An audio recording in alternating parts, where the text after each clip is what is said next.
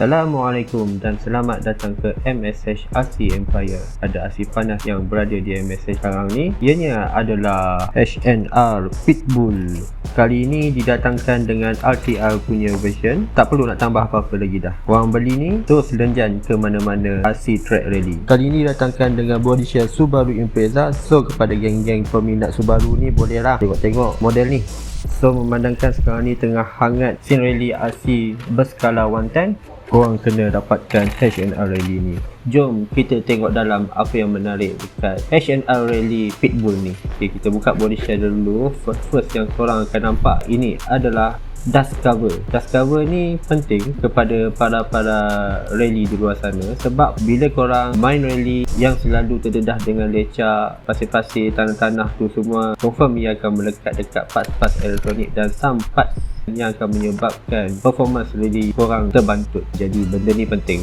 Okay, benda first yang korang akan nampak sistem brushless dia, ESC Hobbywing WP10BL60 RTR yang waterproof punya, digandingkan dengan motor HNR 4000 kV. Bila digandingkan dengan ratio boleh pergi sampai ke 90 km/h. Apa lagi yang menarik dengan HNR Pitbull ni, diratangkan dengan 100% carbon fiber shock absorber mounts dan juga carbon fiber tablet. Dan lagi ia didatangkan dengan 2.5mm aluminium alloy metal chassis. So memang dia agak solid. Dan apa yang lagi membuatkan ianya lasak, hinge pin dia sudah aluminium.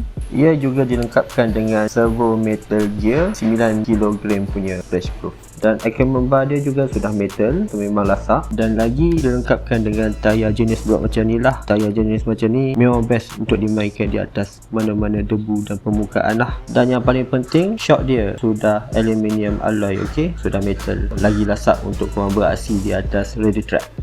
HNR Rally ni antara chassis kegemaran para rally di luar sana, sebab ianya adalah center diff. So ramai yang minat dengan sistem center diff ni. So dia ada kelebihan dia sendiri. Jadi tunggu apa lagi? Pada siapa yang teringin nak main rally ni, memang dah ramai dah orang main rally ni sekarang, rally 110 ni, HNR adalah salah satu pilihan dia untuk anda semua. Jadi kita ada sediakan aspirator untuk anda semua pada siapa yang mahu bayar ansuran, dan juga kita boleh buat postage ke seluruh Malaysia. Jadi tunggu apa lagi?